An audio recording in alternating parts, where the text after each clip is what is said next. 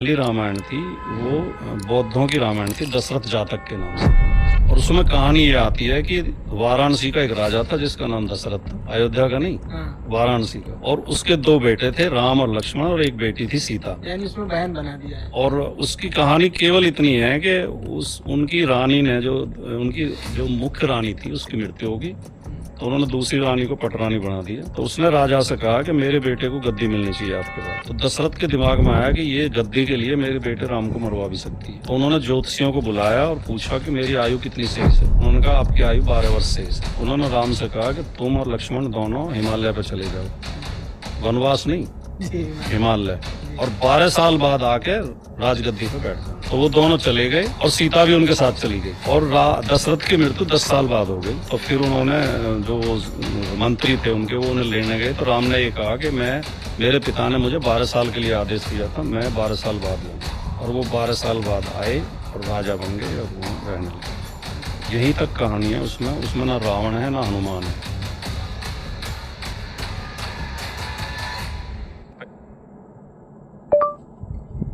क्या रामायण बौद्धों की दशरथ जातक साहित्य से चुराई गई है?